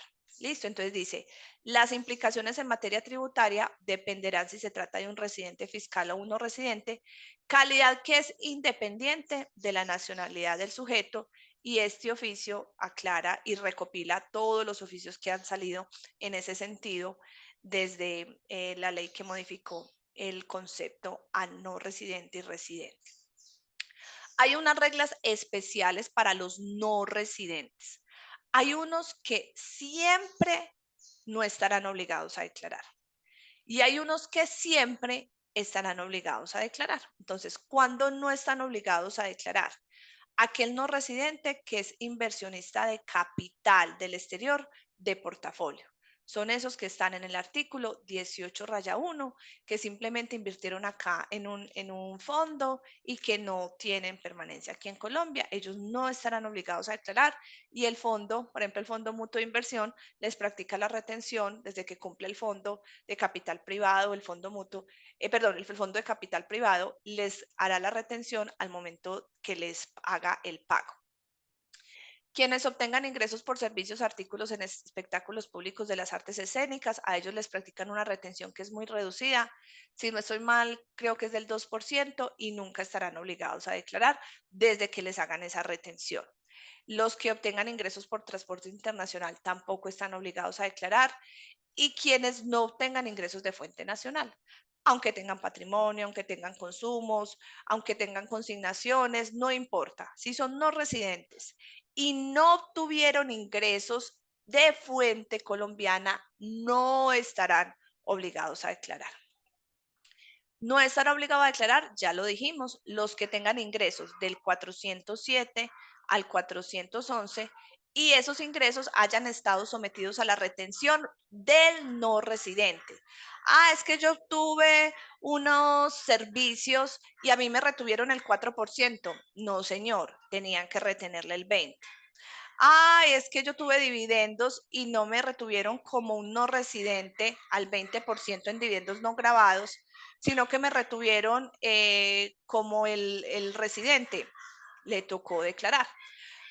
Por eso es que uno es tan insistente, y a nosotros nos pasa con quienes les hacemos declaraciones de renta, que son los residentes, que las entidades les retengan, por favor, como no residente. La mayoría de los problemas es cuando son nacionales. O sea, cuando uno tiene un nacional, normalmente abrió su, no sé, su cuenta de ahorros o sus inversiones con su cédula. Entonces, el fondo o la entidad financiera no sabe que usted no es residente y le va a retener como un residente. Por eso es importante desde el inicio que usted acredite su condición como no residente para que le hagan la tarifa que le corresponde. ¿Cuándo estaré obligado a declarar? Si no me retuvieron, ¿cierto? Si no me retuvieron, si tengo establecimiento permanente, aquellas personas naturales que realicen cambios de titularidad de las inversiones extranjeras porque enajenaron activos ubicados en Colombia. Esta declaración que anteriormente se hacía en el formulario 210 hasta el 2016, si no estoy mal, a partir del 2017 ya se hace en un formulario 150. Es una declaración, me obligan a declarar. Esto que declaro aquí no lo declaro luego en el formulario 210 ni en el 110 y el plazo para declarar es un mes después de que se hace la enajenación. Si yo obtengo ingresos, si yo soy un no residente y obtengo ingresos distintos al 407, al 409, por ejemplo, indemnizaciones o arrendamientos de maquinaria o ganancias ocasionales, esos ingresos, aunque me practiquen la retención, si yo obtengo esos ingresos, estoy obligado a declarar, así me hayan retenido como un no residente. Y este es el que les decía que es el más común, que es cuando no me practicaron retención o me practican otra tarifa de retención distinta a la que establecen los artículos. Entonces, miremos aquí algunos ejemplos. Jessie es una extranjera americana, no residente, tiene un apartamento en El Poblado que alquila, percibe en el 2023 ingresos por 50 millones de sociedades y personas naturales que no le retienen. Solo tiene retenciones por 2 millones de pesos certificadas. El apartamento tiene un costo fiscal de 550 millones. ¿Cuál sería el escenario si le hubieran practicado retenciones del 20% sobre la totalidad de los ingresos? Entonces, no está obligado a declarar. Inversionista del capital exterior no le aplica. Servicios artísticos no le aplica, transporte internacional no le aplica, no obtuvo ingresos de fuente nacional no le aplica porque sí obtuvo ingresos de fuente nacional. Así que como la totalidad de los ingresos no estuvieron sometidos a retención, esta persona está obligada a declarar. Si le hubieran practicado la retención del 20, le aplicaría este, pero no estaría obligado a declarar porque sí le practicaron la retención en la fuente.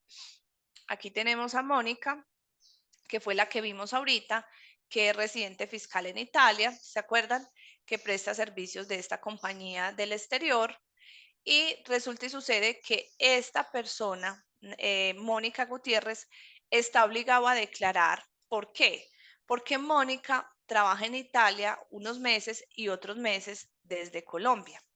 Pero la empresa para la cual trabaja Mónica es del extranjero y no le practica retención en la fuente a título colombiano. Y el tiempo que Mónica está en Colombia, si estuvo 4 meses en Colombia, el sueldo o los servicios que percibió por esos 4 meses que estuvo en Colombia son de fuente nacional y como no le practicaron retención, estaría obligado a declarar. Sin embargo, como Mónica está en un país con convenio, el convenio dice que los ingresos de los asalariados o por la prestación de servicios personales están grabados únicamente en el país donde esa persona tiene residencia. O sea que esos servicios, independientemente que Mónica esté en Colombia o que a veces esté en Italia, están grabados únicamente en Italia. ¿Qué significa eso? ¿Que Mónica no tendrá que declarar en Colombia? No. Mónica está obligada a declarar porque obtuvo ingresos de fuente nacional sin retención. Pero Mónica declara esos ingresos, los declara como rentas exentas y no tendrán ninguna tributación en Colombia. Ahora vemos a Anthony Phillips, recibió una indemnización. Recordemos que como las indemnizaciones no están en los artículos 407 a 409, así le hayan practicado retención por esa indemnización que le pagaron a este no residente, él está obligado a declarar porque, ay, perdón, este es, no, perdón, está hablando de una venta, sí, esta es la indemnización, entonces él está obligado a declarar. Miren este, aquí se me volteó el cuadrito, espérenme, yo se los organizo acá de una vez y les mando el material aquí corregidito que se me fue. Este de la indemnización iba acá.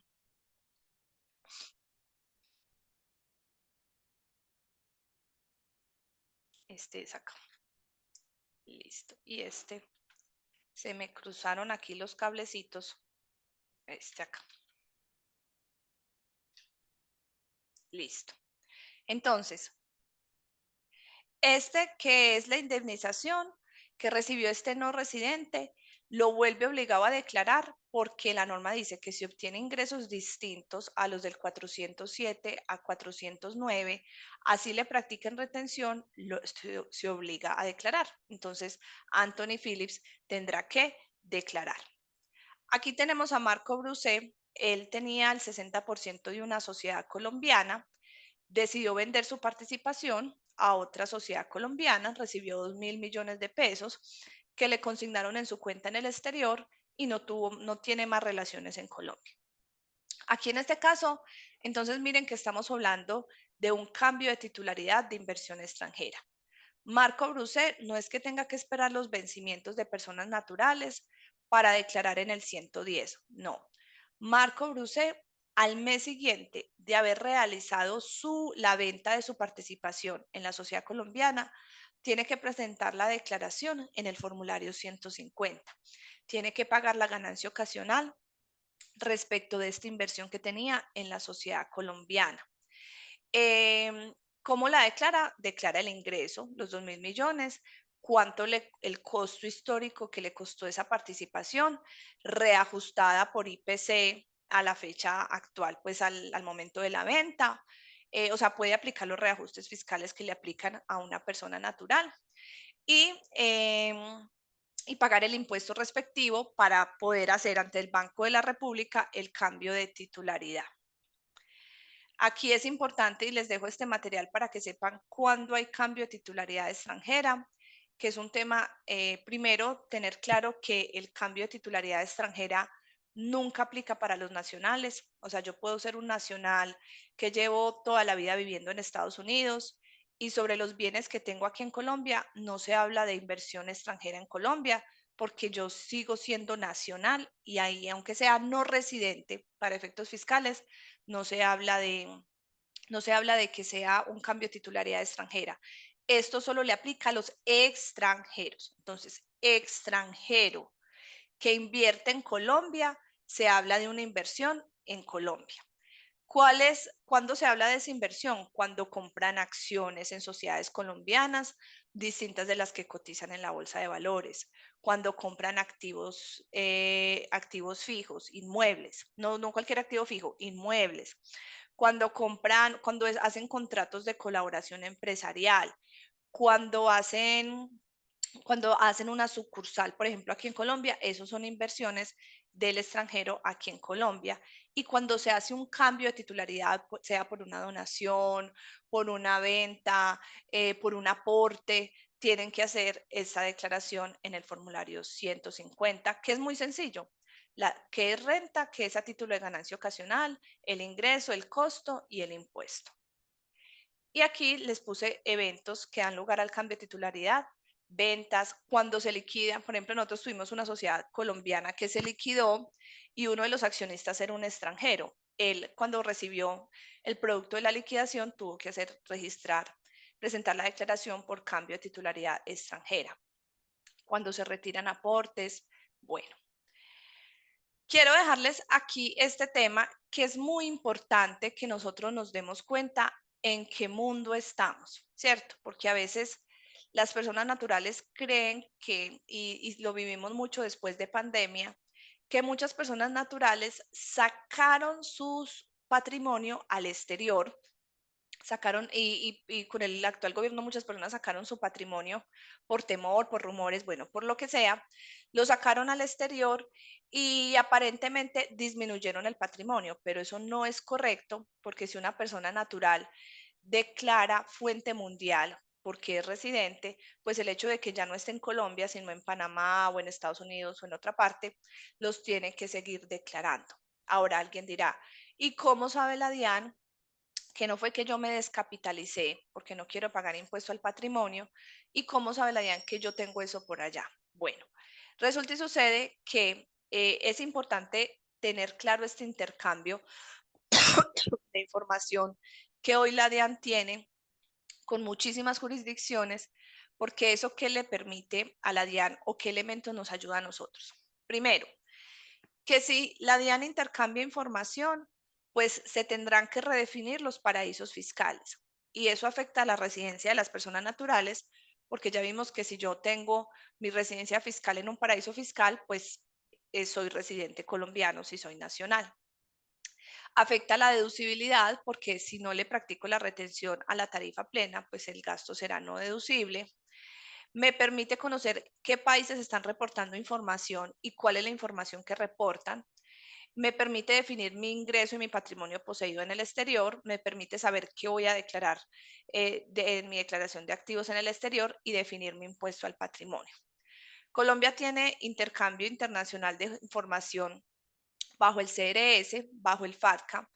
Estamos evolucionando porque en materia de intercambio de información hay otros dos que se están implementando, que son el DPI, que tiene que ver con todo lo que es servicios digitales, y el CARF, que Colombia le está trabajando, que es el intercambio de información en materia de criptoactivos.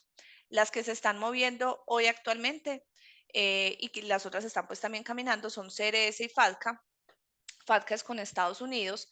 CRS es el modelo que desarrolló la OCDE para un intercambio de información de forma multilateral. Colombia está intercambiando, o sea, tiene suscrito el convenio de intercambio de información con 120 jurisdicciones. Y actualmente que esté moviéndose y que ya sea activo el intercambio, son 108 jurisdicciones. O sea que estamos hablando de más o menos de 195 países reconocidos a nivel mundial como países, pues estamos hablando un poco más del 70%, no, más o menos un 60% de países con los que hoy Colombia intercambia información, así que es bastante amplio la información. Salió ahorita creo que fue en mayo o en junio, o sea, está muy reciente esta resolución 96 del 2024, donde informó que de los países que tenemos hoy en el listado de paraísos fiscales que viene desde el 2014, los que están en amarillo se informa el estado de negociaciones y los que ya le están pasando información a Colombia son los que están en en rosadito. Entonces, fíjese que del listado que teníamos de 37 paraísos fiscales, casi todas, pues ya son muy poquitas, las que están en rosado ya le están compartiendo información a Colombia, las que están en amarillo negociaron, por ejemplo, estas todavía no le han empezado a pasar, pero ya hicieron la negociación. Y esta resolución lo que hizo fue pasarle a la DIAN ese listado para que la DIAN actualice el listado de paraísos fiscales. Entonces, miremos que muchas personas naturales que hacían sus estrategias, entre comillas, de planeación fiscal en estos países, pues ya estos países le están reportando la información a Colombia. Son muy poquitos los que no le están y no han querido reportarle y seguirán como paraísos fiscales, pero ya, por ejemplo, Cabo Verde, Hong Kong, Antigua y Barbuda, por aquí había una que usaban mucho esta mancomunidad de las Bahamas. Ya le están pasando la información a la DIAN y saldrán pues próximamente como paraísos fiscales. En este link que les mando y también en el material que les mando, les estoy mandando todos los países que hoy están intercambiando información con la DIAN. Aquí estamos viendo la cantidad de documentos que enviaron y recibieron y bajo qué modelo de intercambio de información lo hicieron, si fue el informe país por país, si fue bajo el estándar de la OCDE y FATCA está ahí, pero dice acá FATCA, este. Por ejemplo, Estados Unidos le envió a ver, aquí yo muevo un poquitico, recibió Colombia de Estados Unidos 110 documentos y envió 3. ¿Quiénes son los que reportan? O sea, si yo digo Estados Unidos le reportó a Colombia y envió 110 documentos, ¿quiénes son los que reportan? Todas las entidades donde manejemos depósitos. Entonces, si yo tengo en Estados Unidos o en cualquiera de esos países depósitos o actividades de custodia, o sea, cualquier sociedad fiduciaria o entidades de inversión, fondos de inversiones colectiva, todos ellos están obligados a reportarle a Colombia la información. ¿A quiénes reportan? Reportan a cualquier persona que ellos consideren que tienen vínculo con Colombia, porque registraron una dirección en Colombia, porque son nacionales colombianos, porque dicen que la persona responsable de custodiar o de administrar es un colombiano, porque le dieron un poder a un tercero que es colombiano. O sea, ellos en esa evaluación preliminar identifican si hay alguna relación con Colombia y si la respuesta es sí, le van a reportar esa información a Colombia. ¿Qué se reporta? Entonces, la identificación del cuentaviente, qué tiene y en qué entidad financiera lo tiene, cuál es la identificación de la actividad financiera, cuál fue el saldo al final del año de la cuenta y cuáles fueron los intereses o rendimientos financieros que le pagaron.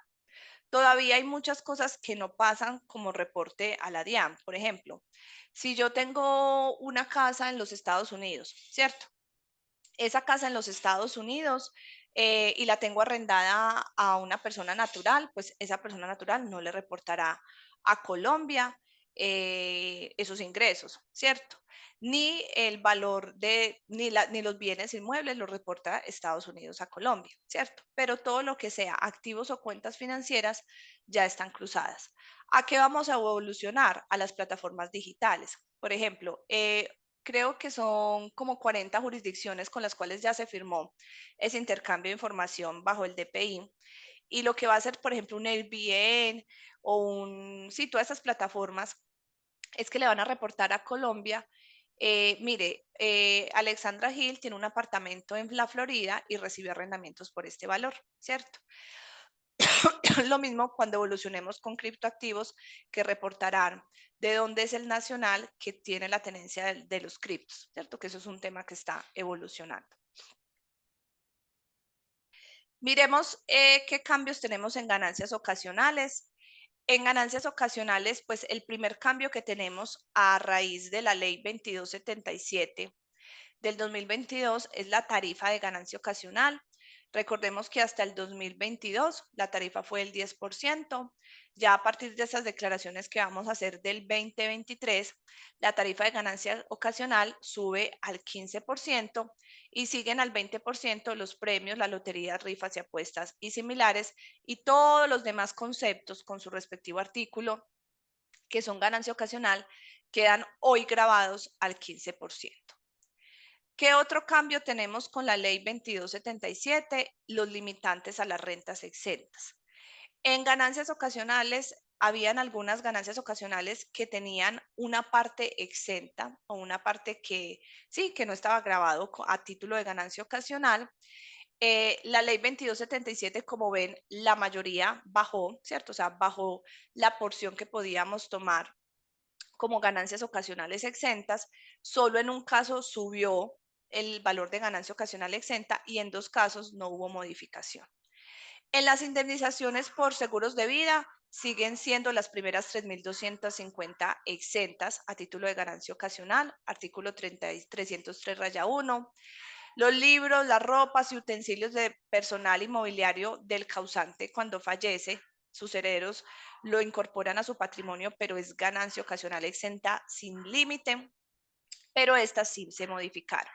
Entonces, cuando yo recibo el inmueble de vivienda urbana que era de propiedad del causante, yo tenía las primeras 7.700 VTs como ganancia ocasional exenta. Ahora ya no son 7.700 VTs, sino que ya puedo tomar como ganancia ocasional exenta las primeras 13.000 VTs. Recordemos que estas primeras 13.000 VTs es del inmueble. Así que si 2 personas reciben el inmueble de vivienda urbana de propiedad del causante, no es que una tenga 13.000 y las otras 13.000, sino que se mira es por vivienda de propiedad del causante, ¿cierto? O sea, entre las 2 personas naturales no puede haber ganancia ocasional exenta de este tipo que supere las 13.000. Entonces, esta subió el beneficio. Cuando recibía el inmueble rural, diferente a casas, quintas o fincas de recreo, yo podía además tomar como ganancia ocasional exenta las primeras 7.700 VTs.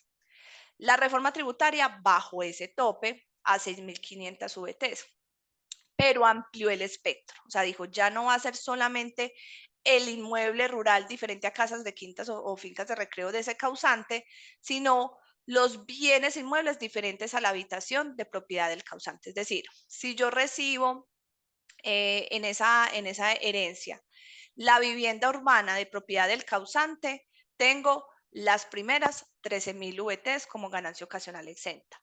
Tenía una finquita, tenía un lote, tenía otros bienes. Esos bienes tienen además las primeras 6.500 VTs como ganancias ocasionales exentas. Eso es adicional, ¿cierto? También bajó la ganancia ocasional exenta que se reciba por porción conyugal, herencia o legado para los legitimarios. Anteriormente era 3.490, hoy bajó a 3.250. Digamos que la bajada aquí fue muy, muy pequeña, pero de todas maneras bajó el beneficio. Y recordemos que había un elemento que se usaba en estrategia a veces de planeación tributaria de padres a hijos, y era que a veces los padres, cuando querían pasarle a sus hijos, le iban pasando a título de donación de a poquito, y lo que uno hacía era tomar ese 20% de la donación como ganancia ocasional exenta, pero había un límite que antes era de 2.200 VTs, que no podía superar ese 20%, hoy bajo el tope a 1.625 VTs, que hoy es 68.920.000. Entonces también ese nos bajó el límite. ¿Qué otro límite bajó en ganancias ocasionales exentas? Cuando la planeación tributaria que se hace a raíz del artículo 311 del Estatuto Tributario. Anteriormente la norma decía que si yo tenía una casa o apartamento de habitación, podía aplicar esta herramienta desde que esa casa o apartamento de habitación no superara los 15.000 VTs. Ya la norma no lo limita. Usted puede tener una casa que valga los miles de millones de pesos y puede tomar esta ganancia ocasional exenta con estos topes. Entonces, ¿qué es lo que dice la norma? Vende la casa o el apartamento de habitación. Todo el dinero lo deposita en la AFC. O sea, usted no lo puede recibir en su cuenta, sino que usted dice, venga, deposítemelo en la AFC. Va a comprar la casa nueva desde la AFC, le van a pagar al que le está vendiendo la casa, o si es un crédito hipotecario, se paga el crédito de la casa adquirida. ¿Qué le permite hacer esta estrategia? Que usted compró para vender otra casa, pero lo hizo todo a través de la AFC. Entonces la norma le dice, si usted lo hace así, va a tener como ganancia ocasional exenta las primeras 5.000 VTs. Anteriormente eran 7.500 VTs exentas. Ya hoy solo son 5.000 VTs, que son 212 millones, que sirve muchísimo. O sea, eso es ganancia ocasional exenta desde que se le dé estos pasos que les estamos mencionando aquí. Siempre les dejo este cuadrito para que entendamos en la nueva propiedad de usufructo los efectos tributarios, cuando se aplica el artículo 303 y cuando no se aplica el 303, porque siempre tiene que ser que quien entrega y quien recibe sea personas naturales o sucesiones ilíquidas.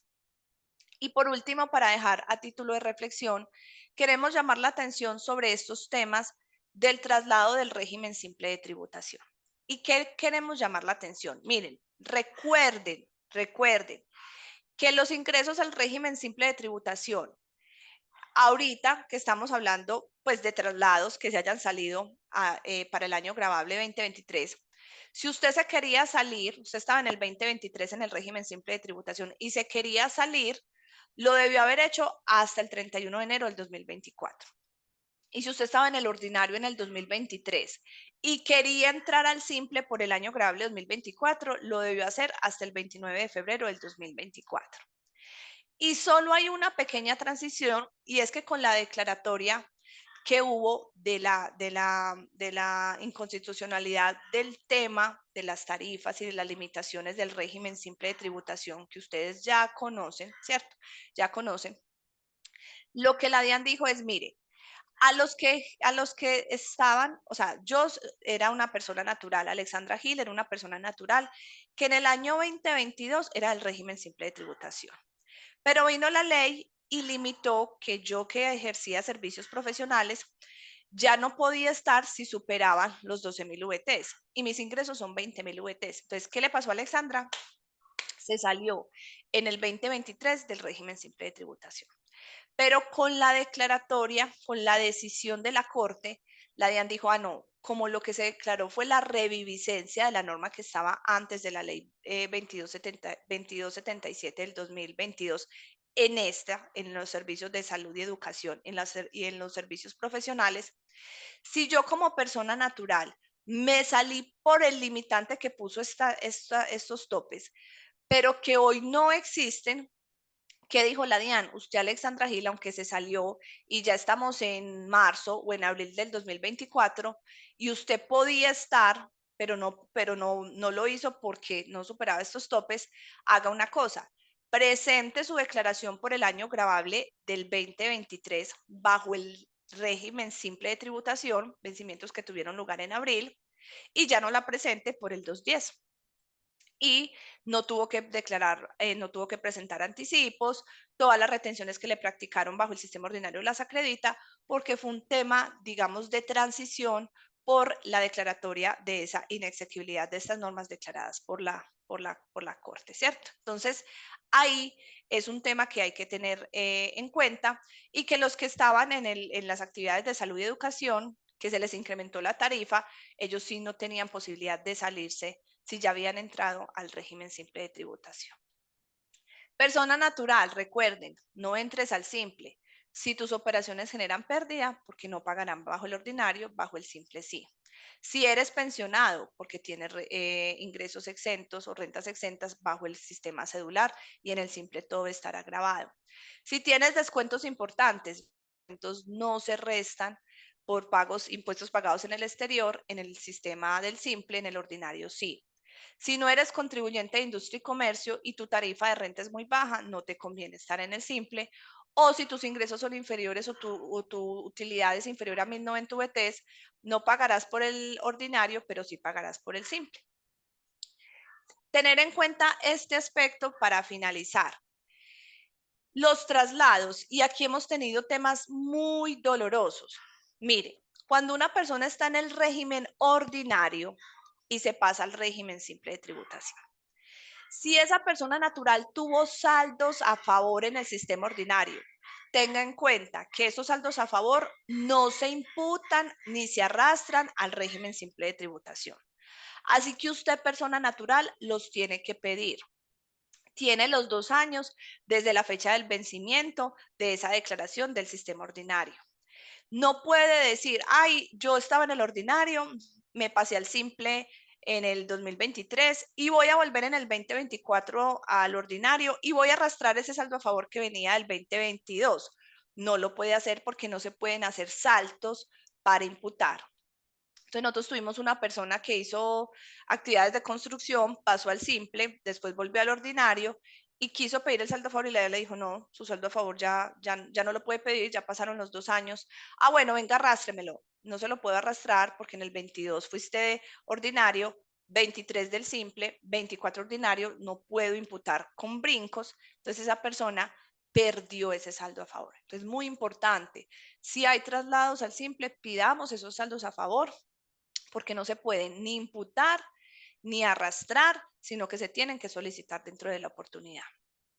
Anticipos para el año siguiente. Si yo estaba en el sistema ordinario, digamos en el año grave 2023, en 2022 liquidé un anticipo para el año siguiente, o sea, para el 2023. Pero si en el 2023 entré al simple, ese anticipo que yo tenía para la declaración de renta no me sirve para los recibos bimestrales. O sea, en el recibo bimestral del simple, el 2593, usted no encuentra una columna de anticipos. Así que ese anticipo se queda ahí como plata muerta hasta el momento en que usted presenta la declaración anual consolidada, casi un año y medio después, donde ya en la declaración sí existe un renglón que dice anticipos liquidados en el sistema ordinario. ¿Qué quiere decir eso? Que como no se tuvo en cuenta en los recibos bimestrales, le quedará sin lugar a dudas un saldo a favor, que es platica que toca esperar para que se pueda tomar cuando ya el siguiente año usted vuelva a presentar los recibos bimestrales y como ya le quedó dentro del saldo a favor de la declaración anual, ahí sí se le resta del anticipo bimestral, pero en el anticipo bimestral que se presenta después de presentada la declaración anual del simple. Eso ha hecho que muchas personas naturales, por ejemplo, si yo soy una persona, yo le voy a hacer una declaración a una persona natural por el ordinario y sé que en el 2024 ya pasó al simple, entonces uno dice, ¿yo para qué le voy a liquidar anticipo? Ahora, ¿qué consecuencias hay de no liquidar anticipo? ¿Habrá sanción? No hay sanción, ¿cierto? Pero sí hay un tema de intereses de mora, que la vez me puede decir, venga señor, págueme el anticipo. Y si uno dice, no, anticipo no, porque ya, mire que ya presenté la declaración del simple y ya, entonces me cobrarán intereses de mora. Entonces ahí hay un tema para uno analizar con el cliente si juega ese riesgo o no juega. Por ejemplo, yo tuve un desarrollador web que se pasó al régimen simple de tributación, el anticipo nos daba casi 35 millones de pesos y pues obviamente era un saldo a favor que para esa persona pesaba muchísimo, casi un año y medio con esa plata ahí quieta y la persona dijo, no, liquidemos un anticipo en la declaración de renta solo de 2 millones y pues si la edad me requiere, le pago los intereses de mora. Las retenciones. Cuando me paso el régimen simple de tributación, solo puedo acreditar las retenciones que me hicieron antes de, de pertenecer al simple. Las que me hagan después, se las tengo que pedir en devolución a la agente de retención, no las puedo tomar. Industria y comercio. Tenga en cuenta que muchas personas naturales que ejercen profesiones liberales no son contribuyentes del impuesto de industria y comercio y si se pasan al simple, los acuerdos traen unas tarifas para el simple para no perder ese recaudo, y a veces la persona natural se vuelve responsable de medios, se vuelve responsable como agente de retención y no se dan cuenta cuando ese traslado al régimen simple. Adelante, Hildebrando, levantaste la mano. Sí, Alexandra, yo quería hacerte una pregunta aquí especial y es, si yo tengo un anticipo del régimen ordinario y me paso al simple, yo podría dejar de pagar en el 20, pues dejar de colocar y de pagar en el 2593 o dejar de elaborar en el 2593 y pagar en el 490 ese valor que he anticipado, porque le puedo pedir a la DIAN después que me lo aplique a ese valor para no tener que pagar en el bimestre 1 o 2 del régimen simple ese valor. Entonces, te pregunto si es posible, habiendo liquidado un anticipo en el sistema ordinario en el año anterior, ahora que estoy en el simple, dejar de pagar una porción del régimen simple igual al anticipo, porque como el anticipo lo hice, bueno, hay que mirar la fecha en la cual se hace el anticipo, es muy importante eso. Si el anticipo está antes de, pues no se generan intereses de mora en la cuota donde yo quiero dejar de pagar por el 490 y dejar de elaborarlo, de incluirlo en el 2593. Cuéntame. Mira, la DIAN tiene conceptos sobre eso, Hildebrando, y de hecho en el instructivo, en la declaración anual, indica que solamente se puede tomar en la declaración anual y no aplicarse a los recibos. Entonces, por eso te digo, es un tema ineficaz, ineficiente desde el punto de vista financiero, porque la DIAN no te permite acreditar esos pagos. Y recuerda que para tú presentar la declaración anual, pues todos los recibos deben estar pagados para poder presentar la declaración. Entonces no te va a dejar Pero la presentarlo. pregunta es, cuando yo solicito pago en exceso de lo no debido, le puedo decir que me lo aplique a un bimestre del régimen simple. No es posible. No es posible porque ellos dicen que se puede, o sea, porque no es un pago de lo no debido, porque usted sí debía anticipar de acuerdo al sistema ordinario. Entonces no es pago de lo no debido ni pago en exceso. Y no se pierde porque se puede acreditar, pero es con la declaración anual. Entonces eso no tiene razón de ser, porque entonces se supone que yo pago bimestral lo que voy a declarar anual, pero como el anticipo solo me lo permiten tomar en la anual, termina siempre el anticipo siendo un saldo a favor, que sí se puede tomar, pero con el primer recibo bimestral que se presenta después de presentada la declaración anual. Ok, Sí, gracias. entonces nosotros buscamos muchos caminos con ese contribuyente que te digo y no, la norma no lo permite y está explícitamente en el instructivo y en concepto de la DIAN que solo se puede, pues que no hay forma de no liquidar el anticipo, porque la norma dice que hay que liquidarlo y que solo se puede acreditar con la declaración anual. Entonces ahí es donde hemos hecho desobediencia civil, disminuyendo en esas personas el anticipo a conciencia que hay un riesgo, pero el riesgo tributario es intereses de mora, que es mucho menos oneroso desde mi punto de vista, depende pues del valor, que pagar ese montón de anticipo para que me lo devuelvan casi 2 años después, ¿cierto? Ahora, si yo me paso del régimen simple al ordinario y yo tengo, por ejemplo, un saldo a favor en el simple, no lo puedo imputar al ordinario. ¿Qué tengo que hacer? Debo pedirlo como saldo a favor y tengo los 2 años desde la fecha de vencimiento. Y el anticipo, tenemos que tener en cuenta que como bajo el simple no se liquida anticipo para el año siguiente, entonces cuando yo vuelvo otra vez al ordinario y no tengo anticipo el año anterior, pues eso puede significar un anticipo mayor para el año siguiente.